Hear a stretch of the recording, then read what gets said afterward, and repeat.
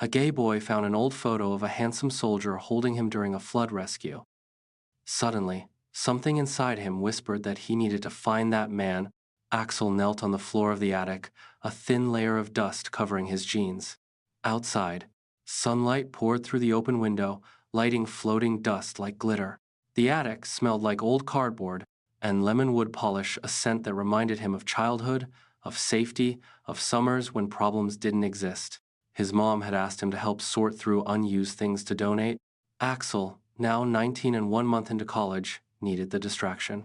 His first semester felt like a constant performance, new people, busy schedules, everyone knowing exactly who they were, except him. He pulled out an old box labeled Memories and eased it open.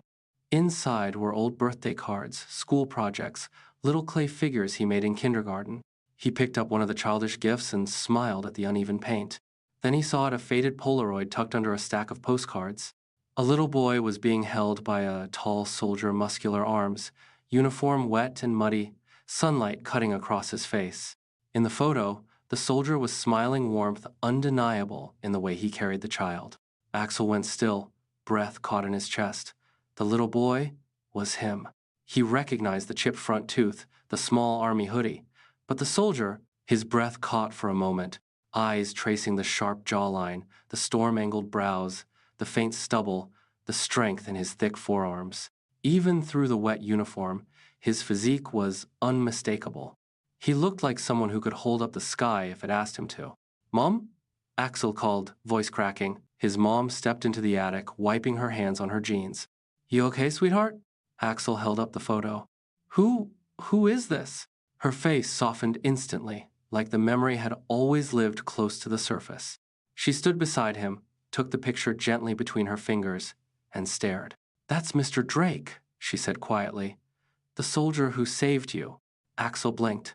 "Saved me?" She nodded. "You were 5. There was that big flood, remember? The creek overflowed behind our house. Everything happened so fast. I slipped on the wet grass while trying to pull you toward the rescue boat. And then, out of nowhere, this soldier came running.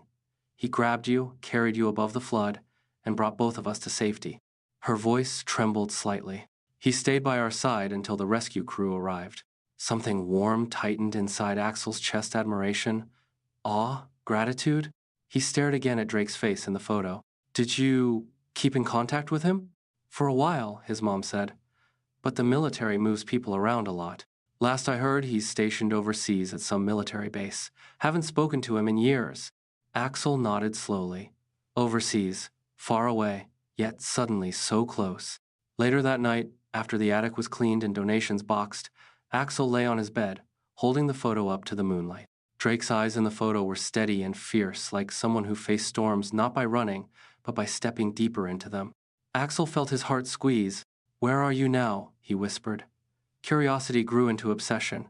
He tried searching online Drake plus military plus flood rescue, every possible variation, but nothing came up. No Instagram, no Facebook, no LinkedIn, no newspaper articles. It was like the man never existed. The photo lay on his desk next to his laptop, a constant pull. Maybe he could write to him? His mom had told him once that deployed soldiers could receive letters through special mailing programs. Care packages, handwritten notes, encouragement, even if you didn't know them personally. Axel hesitated for days, but the thought of Drake stuck to him like breath on glass, impossible to ignore. One night, when the loneliness of his dorm room felt too heavy, Axel finally sat down. He pulled out a blank card, just right. He didn't sign his name. He didn't mention gender. He didn't include a return address. He only wrote what mattered. "I don't know if you remember me, but you once saved people from a flood. I found a picture of that moment today. I keep wondering where you are. I hope you're safe. I hope someone is taking care of you the way you cared for others with kindness, patience, and heart." His handwriting trembled. He sealed the envelope and mailed it the next morning. He told himself that was enough, but days passed, then weeks. He kept the photo in the inside pocket of his backpack. Every time he touched it, a thought stirred inside him. "I want to write again." He didn't expect a reply. He didn't need one. Just the act of sending a letter felt like reaching beyond distance, reaching towards someone who once held him above floodwaters. Axel began to send more letters. Never his name, never his identity. Just the truth of his feelings, honest, warm, unfiltered. Somewhere across the ocean, a soldier named Drake opened those letters and felt something too. Weeks turned into months. Axel didn't plan for it to become a ritual, but somehow it did. Every time life felt overwhelming, when exams piled up, when the dorm felt too loud and too lonely, he pulled out that same stack of stationery and wrote to Drake. He wrote about little things, how the rain sounded against his dorm window, how work felt like drowning some days, how thinking about Drake made him feel less invisible. He never signed his name. He never revealed that he was 19, or a boy, or that the soldier in the photo had become something more to him than a childhood memory. He was afraid Drake would be disappointed that knowing a teen boy was thinking about him, writing to him, might ruin everything. You don't get to crave someone you don't know. That's what Axel kept telling himself. Yet every time he touched the photo tucked inside his journal, his breath hitched. Drake's image held warmth, the kind of safety Axel hadn't felt in years. Overseas months later, Drake sat alone in his dim barracks room, boots still muddy from patrol. Most of the guys went to the rec room to play cards or watch movies, anything to forget where they were. But Drake stayed on his bunk, his fingers tracing the edges of the most recent letter. He didn't know the sender's name. He didn't know their age. He didn't even know if they were male or female. The handwriting was delicate, steady, the kind of handwriting that came from someone who took time with things. Tonight's letter read, "Do you ever feel like the world expects you to be strong all the time? I'm trying, but lately it feels like pretending. I wish someone could tell me it's okay to rest." Drake closed his eyes. He didn't know why these letters hit him so deeply, maybe because no one wrote to him like that. The army taught him that vulnerability was a weakness. You don't pause, you don't show cracks, you don't let fear inside. But the sender of these letters? They saw him without even knowing him. At first, he assumed the letters were from some elderly woman, maybe someone lonely, someone writing to random soldiers as an act of kindness. But the emotion, the softness, the way the writer described their dreams, it felt younger, hopeful. Who could care so deeply about a stranger? Drake placed the latest letter with the rest, a carefully stacked bundle tied with twine. He kept them in a small wooden box inside his locker. He read them more often than he would ever admit. Sometimes, late at night, he would take out the first letter, the one mentioning the flood rescue. He rescued many people that day, but he still remembered one boy. He remembered the storm. He remembered the small body clinging to his neck, terrified. But his memory of the boy's face was blurred by rain. Drake held it gently, thumb brushing across it as if he might accidentally smudge the past. Whoever was writing him, they had held onto this moment for years. And that scared Drake, because somewhere along the line, he had started needing the letters. They made him feel less alone, less invisible, less like a ghost in someone else's war. Back home, Axel sat on the bus on the way to campus, the photo safe inside his pocket. Raindrops streaked down the window, mirroring the track of his thoughts. He imagined Drake somewhere far away, sandstorms instead of rain, heavy gear instead of textbooks. He imagined him reading his letters after long patrols, maybe alone under a weak light. Did he smile when he read them? Did he guess who wrote them? Axel shook the thought away. "You're just a stranger to him," he reminded himself. Sending those letters was a connection he had no right to want. Whenever Axel passed mailboxes, his heart lifted a little, as if pulled toward possibility. He would reach into his pocket and feel the next envelope he'd prepared. He couldn't stop. Not when the act of writing made him feel alive. Overseas Drake. He opened a letter during a sandstorm evacuation, the wind howling like wolves outside the tent. His hands shook not from the storm, from fear, from exhaustion, from longing. "You don't know me, but you saved me a long time ago. And even now, across oceans, you're saving me again." Drake pressed the paper to his forehead, breathing slowly. For the first time in years, someone was reaching into the darkness he lived in and pulling him toward light. He didn't know who they were, but he knew he never wanted the letters to stop. And then, the letters stopped. Not because Axel was tired of writing, but because one morning, after dropping a new envelope into the mailbox, he received a notification on his phone. Military soldier injured during overseas operations, several returning for medical recovery. His heart squeezed tight. There were no names listed, no details, just a flight arrival time. For days, he refreshed every news update, every military forum, every article. He didn't know Drake's rank, didn't know his unit. All he had was a name and a photo from 14 years ago. But his chest kept whispering, "Come home, Please come home. Weeks passed, and Axel wrote fewer letters. Not because he didn't care, but because he didn't know if Drake would ever read them again. Weeks later, Drake returned home on a quiet Thursday morning. Not in uniform, not with pride. Just a worn duffel bag slung over one shoulder and shadows under his eyes. The military called it temporary leave for psychological evaluation. Drake called it something else. I broke. It started with shorter breaths after patrol, then the trembling hands, then the nightmares, flashes of explosions, screaming, dust, panic attacks. They hit him without warning, like being shoved back into a memory he never asked to keep. He rented a tiny apartment a few blocks from the main street, cheap, quiet, anonymous. The military med team recommended he keep a routine, so every morning, he walked to a small cafe on the corner called Blue Fern. It smelled like fresh bread and roasted coffee beans, the air thick with chatter from students and old men reading newspapers. He liked the mornings best. Quiet, predictable, and then there was him, the barista. Short blonde hair, soft eyes, messy apron, warm smile. His name tag read, Axel.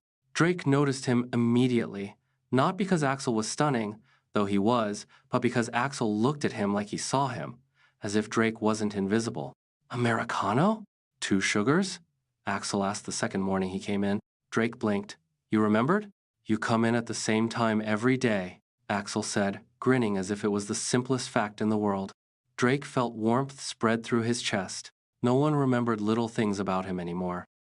Axel first noticed Drake's shoulders, broad, strong, the kind of build that made the cafe door look too small for him. Every morning, Drake sat at the same table by the window.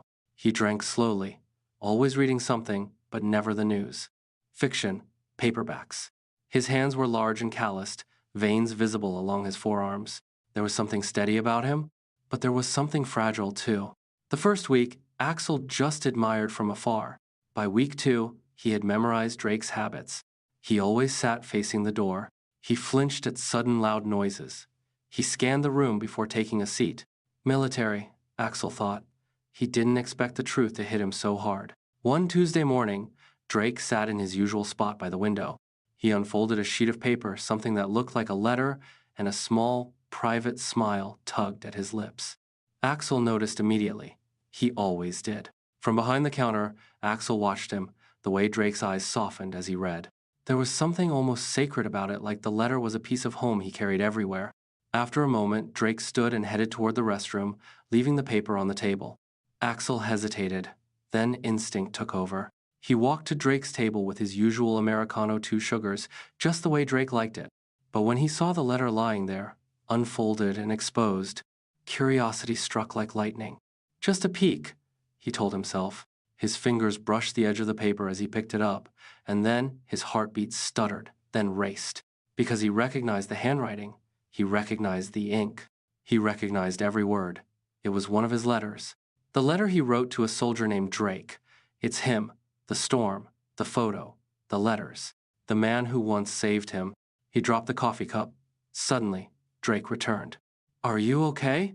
He asked, concern threading through his voice. Axel scrambled to clean the spilled drink, mumbling something useless. Don't stare. Don't say anything. Don't be stupid. But Axel couldn't say anything. He was too shocked. Because Drake didn't know the letters came from a boy, from him. Every day, Axel watched him in silence. How he breathed slowly before opening the cafe door, grounding himself panic attack prevention. How his gaze softened when Axel placed the coffee down without speaking, as though silence felt safer than words. One day, as Axel wiped down tables, Drake spoke. You're really good at remembering things. Axel blinked. What do you mean? You remember how I take my coffee. You memorize which table I like. You give me space when I'm overwhelmed? Drake's voice softened. Most people talk too much. Axel swallowed. You're easy to remember. Drake froze slightly, like he wasn't used to being seen. The air between them changed. Not romantic, not yet, just aware. Axel touched the inside pocket of his apron where the photo always stayed. He ached to tell him. To say you're the man in this picture, to say you saved me, to say I'm the one who wrote you those letters, but fear sank sharp teeth into his ribs. Because what if Drake imagined the mysterious letter writer as some beautiful woman who waited faithfully? What if the truth disgusted him? Why would a man want letters from a boy? He took a breath and forced the truth back down his throat. He wasn't brave enough. Not yet. It happened on a slow Wednesday night. The cafe was nearly empty, the kind of quiet that wrapped around Axel like a blanket. Chairs were already flipped onto tables, the espresso machine half cleaned. Only the soft hum of the fridge filled the space. Drake sat alone at the corner table, same seat as always. He didn't have a book today. No coffee. Just a half-finished sandwich and tired eyes staring through the window at nothing. Axel watched him while wiping down the counter. He could tell something was off. Drake usually held himself tall, composed. But tonight, his shoulders slumped forward, chest rising too fast, too shallow. Axel grabbed the trash bag and walked over casually, pretending to take out the garbage. "We're closing in 5, he said softly. "But if you need a few more minutes, you're okay." Drake didn't answer. His fingers gripped the edge of the table so tight his knuckles turned white. "Drake?" Axel asked, voice lower. Drake's breath hit sharp, uneven. Axel's heart jumped. He recognized the signs instantly. He'd seen panic attacks before, once when his cousin had one after a car accident. Drake wasn't breathing. He was gasping. His hand trembled as he reached for his water glass, knocking it to the floor. "Shit," he choked out, pushing back from the table. I can't."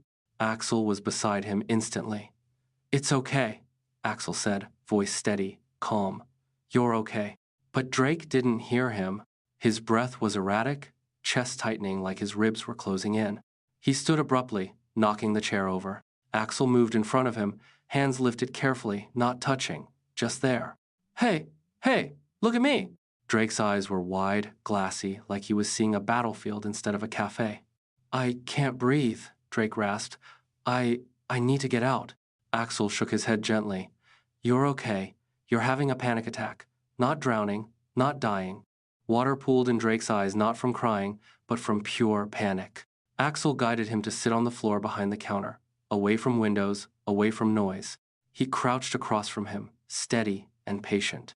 "Copy my breathing," Axel whispered. He inhaled slowly, deliberately. Drake tried, failed. Axel leaned in, just close enough for Drake to focus on. "Look at me," Axel said. "Look right here." Drake's eyes finally locked onto Axel's. Axel breathed again, slow and deep. In, hold, out. Drake strained to follow. Axel kept whispering softly, like a mantra. "You're safe. You're here. You're not alone." Minutes passed, or maybe forever, until Drake's breathing finally slowed. He leaned back against the counter, head tilted up, eyes closed. His broad chest still rose heavily, but the panic started fading.